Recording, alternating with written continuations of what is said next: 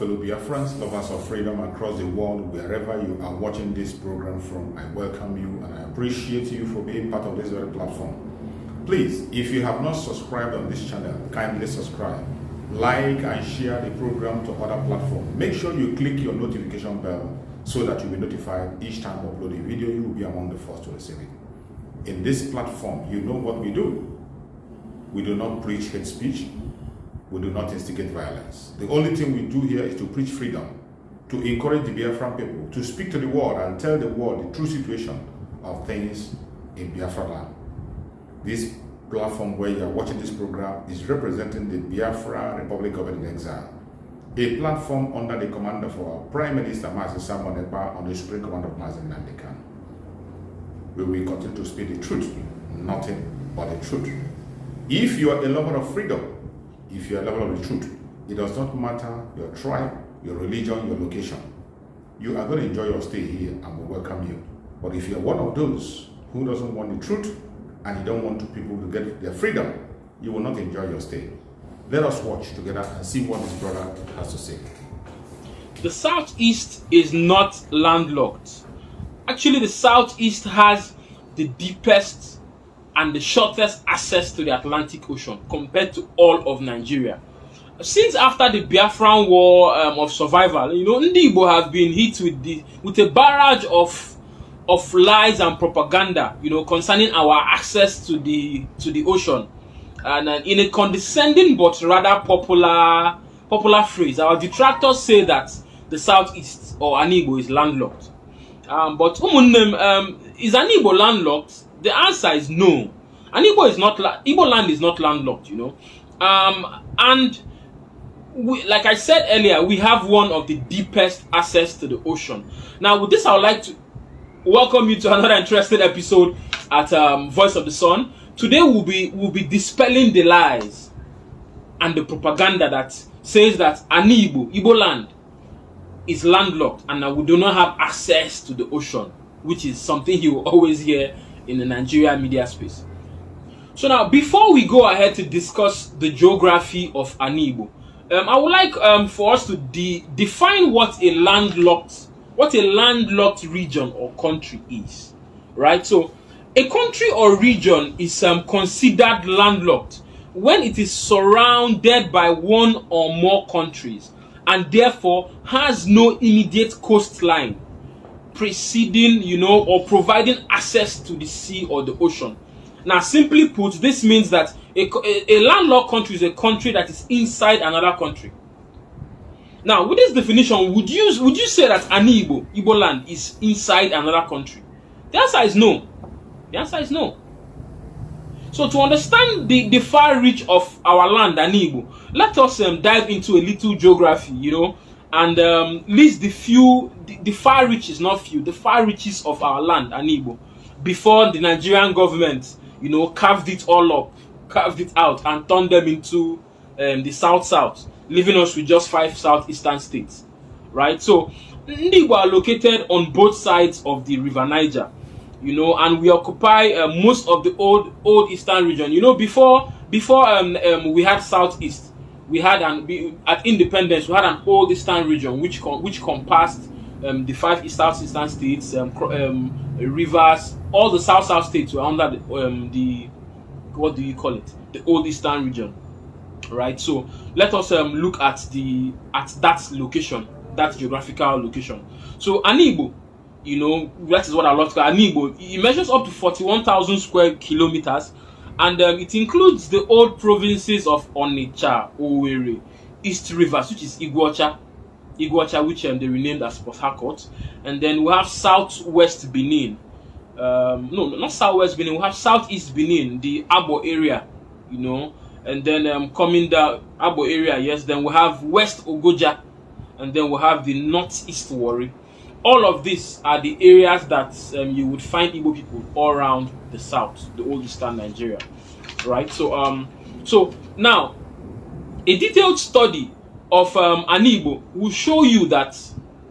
So now I'm going into the rivers, the waterways, the tributaries we have in Igbo. Now, a detailed study of our topography would show you that Abia states, Keta, Imo State, Anambra, have some of the shortest distances, tributaries leading to the Atlantic Ocean. We have the Azumini or Azumiri in Abia State. We have Imo River. We have Omambala, which is River Niger. And then we have Oguta Lake in Imo State. We have Oseakwa River in Ihiala, Anambra State, which actually terminates in the southeast end of the Atlantic Ocean. And then these rivers I mentioned above, they all have short, very, very short navigational paths to the Atlantic Ocean. And geographically, they have far shorter distances. If you measure the distance, which is not measured in nautical miles, from land to the sea, measured in nautical miles. Not the nautical miles of these rivers, they are shorter than that of Calabar, Port Harcourt, Ibaka seaport, to the Atlantic Ocean. One of my lights have gone off, but we must continue. So yeah. So the Azumini River in Abia State and the Imo River are basically 15 to 30 nautical miles to the beachhead of the Atlantic Ocean. Keep this in mind. The Azumini in Abia and the Imo River are 15 to 30 nautical miles to the beachhead of the Atlantic Ocean. And then we have the Obuako River in Abia State, which is 25 nautical miles.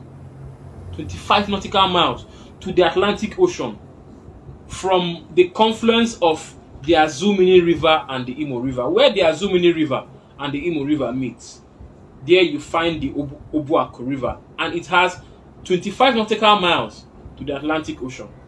And then we have the Oseakwa River in Ihiala, which I mentioned earlier, which is just a mere 18 nautical miles to the Atlantic Ocean, and it has a depth of 65 feet, making it the deepest waterway to the Atlantic Ocean, the deepest natural waterway to the Atlantic Ocean in Nigeria as a whole.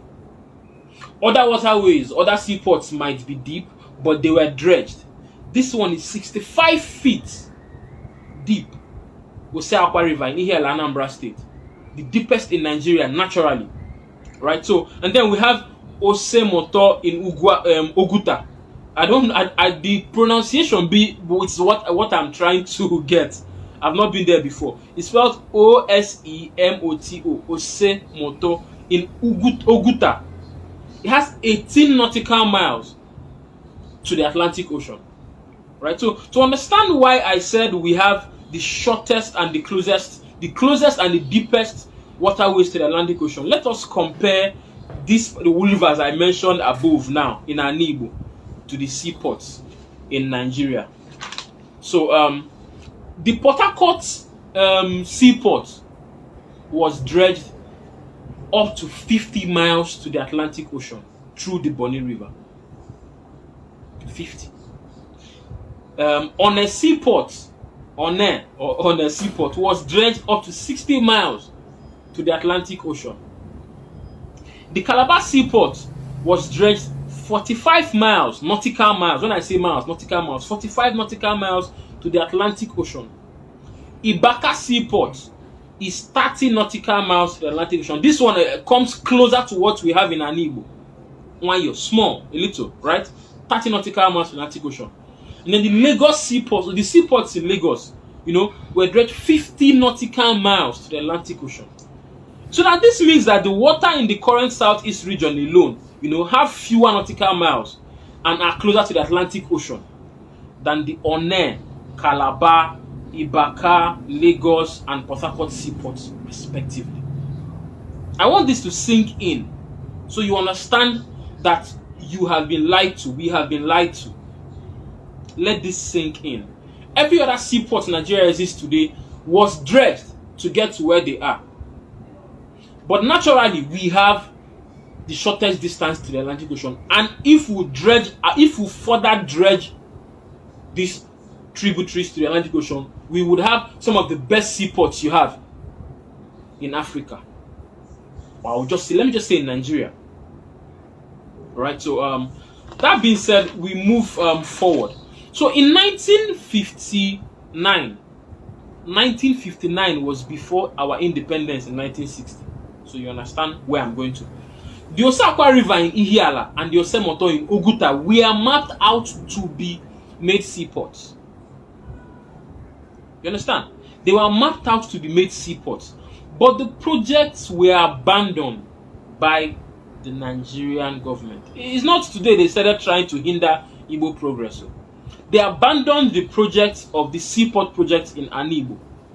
You know, and even the Admiralty membership license was erased. To confirm what I'm saying, the African Development Bank has a report on this particular project. You can go search. I think I will find the report. It will be in an article we'll publish following this video, so you'll see it there. So that being said, so let us get to how did we Ndi Igbo. Now, before I even get to how we lost our lands as Ndi Igbo, I want you to try and wrap your head around all I have said.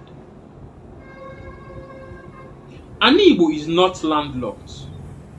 Igbo is not landlocked. I'm repeating this so that it registers in the head of both our people and both our detractors. Igbo is not landlocked.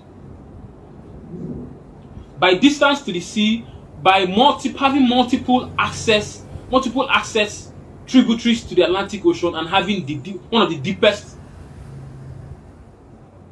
waterways in the Atlantic Ocean, we are not landlocked. So let us move forward. Now, how did we lose so much of our lands? How did Ndi Igbo of this generation now come to believe that we are landlocked, we don't have access to the sea? How did we get there? So now, some of the major contributors to this, of how we lost our ancestral lands, because these are our ancestral lands, and natural access to the ocean, was the abandoned property policy, you know, in the new form South, and the Igbophobia, the hate of Ndi Igbo that followed the Biafran war of survival. It was a genocide on us that we had to fight to survive, with over 3 million killed. You know, so many of our Igbo brothers, after they started to deny their Igbo-ness and ancestry, you find this a lot in Port Harcourt. You even find it across the Niger among some of our Nyoman brothers who now say they are not Igbo. You know, so but you bear Igbo names. You find the likes of Rotimi Amechi, Chibike Rotimi Amechi, Wike that say they are not Igbo. You are answering an Igbo name. You know, what's his name? There was one that was a Nigerian team, somebody Olisa, Sunday Olisa. Excuse me. Sunday Olisa said he was not an Igbo man. Manina Aza Olisa. Where is Olisa from? So, but I'm just trying to point to you how some of our Igbo brothers, they had to deny their Igbo-ness because of the stigma of that Biafran war. You know, so, and then also by 1976, when General Olusegun Obasanjo was the then military president, he used this. There was a Justice Nasir boundary adjustment commission that was created, and they intentionally carved out Igbo territories and carved them into the new fangled or called mangled is the word, South. They created a South, which does not exist on the map anywhere in the world. South is not a region that exists anywhere in the world, only in Nigeria. They created it to reduce the political power, the resources, and what have you of Ndi Igbo, and they created a South. That was in 1976, the work of Olusegun Obasanjo and his Justice Nasir boundary adjustment commission. That was when we lost some of our lands, you know. And then going forward, and there are other ways too we lost our lands, you know, but these are the major ones. Now brings us down to the state creation of states and all of that. And over the years, there was no more history. After the war, history was erased from Nigerian schools. So without teaching of history, there are certain things you wouldn't know about your people. History was erased. So Ndi Igbo did not even know their ancestry, who their brothers were, how far reached their lands were. We lost all of this with the stopping of teaching of history. Some of us know these things because we invest time in studying our history. You look at the books you see on the set. You see I have lots of history books. This is just few of what I have in my library. And then we have materials online with lots. If you don't know your history, one day you are gone. You wouldn't know a thing. A foreigner will come and lie to you that your father killed your mother, and you will believe it because you don't know your history. So going forward, we're coming to the conclusion. So in conclusion, it is important for us as Igbo to know that we have a legal access to the ocean. We have a legal access to the ocean, and this legal access is known as the international law of the sea. The international law of the sea. You know, whether you are in Nigeria, whether we Igbo belong to Nigeria or we have a country of our own, this law gives us unhindered access to the nearest sea because we are an indigenous people. Every indigenous people who have waterways leading to the Atlantic Ocean have rights to the ocean and can say that this part of the ocean belongs to us. So among all the waterways I listed, at least we can say we have close to 8 in Igbo that have short and deep tributaries to the Atlantic Ocean. So then tomorrow you come out and tell me, or you tell my children, that we don't have access to the ocean, that we are landlocked. You lie. You lie. You understand? So whether we are in Nigeria or we're not in Nigeria, we have access to the Atlantic Ocean. Know this and know this today. Igbo is not landlocked. So and some of the other laws that back our legal access to the Atlantic Ocean are the United Nations Treaty of the Sea. United Nations Treaty of the Sea, and also the African Union Treaties and Conventions of the Sea. Hear me again. We have the International Law of the Sea, we have the United Nations Treaty of the Sea, and then we have the African Union Treaty and Convention of the Sea. These laws guarantee that Igbo have access to the Atlantic Ocean. And as long as Nigeria and the countries around us, Cameroon and the rest, are signatories to these international laws, then they do not have any right to prevent us from having that access. It's just that it's so bad that certain things in Nigeria have been put on the exclusive list of the federal government. Things like railway lines and, you know, major refineries and even seaports. States can't even have seaports. If not, we can create seaports of our own. You know, in Igbo, every Imo state will create a seaport. Abia state will have a seaport. Anambra will have a seaport. You know, and then we move ahead with our lives. But we're in a federal government where the constitution hinders the progress of a people, and that is why we are saying that we want Nigeria restructured, or we divide and we go. It's as simple as that. So, mana, we'll leave that. We'll leave this part. This is what I just said now for another video entirely. So, we have access to the Atlantic Ocean, and we have multiple access to the Atlantic Ocean. If you go through River Niger, if River Niger is dredged, because most of the seaports in Nigeria were dredged to get to the Atlantic Ocean. River Niger is dredged. We would through Bonny, we'll be at the Atlantic Ocean. The big ships come dock, you know, at the seaport with smaller vessels. They come into Onitsha, and we offload them. Onitsha main market keeps boosting. You understand? And when people tell you that they can't dredge waters, it's a lie. It's a lie. There are places in the world where they were just tiny waterways. They were dredged to have now I will call them major seaports and access to the sea. London has a seaport, but they don't have access to the sea. They had to dredge their way to the sea, and most of the ships that come into the UK come to London. But London has a waterway to the sea which it dredged. There's this I've forgotten the name. We'll leave this for another video. But the summary of what I'm saying, if I'm telling you, is that Igbo is not landlocked. Igbo is not landlocked. Tell this to our enemies, tell this to our detractors, tell this to your children, tell this to your family members, that we have multiple access to the Atlantic Ocean. And with this, I will come to the end of this interesting and educative episode of Voice of the Sun. If you have any opinion or comments. You can drop them wherever you find this video, on YouTube, on Facebook, on Twitter, wherever. And feel free to please subscribe to our YouTube channel, and also follow us on Facebook and on Twitter, wherever you find this video, and also share this video so that our people will know the truth about who we are and what we have. Ndabanye, Oyadio Gozo, till next time when we meet again, Dalono, there, man. Thank you for listening. Please share this program to all platforms. Share to family and friends. Reach out to anybody you can reach out to, so that we can be able to fight this battle to a winning. I appreciate you. Thank you for being part of the program, and stay blessed. Biafra government, peace, progress, unity, and equity. We move. Airborne.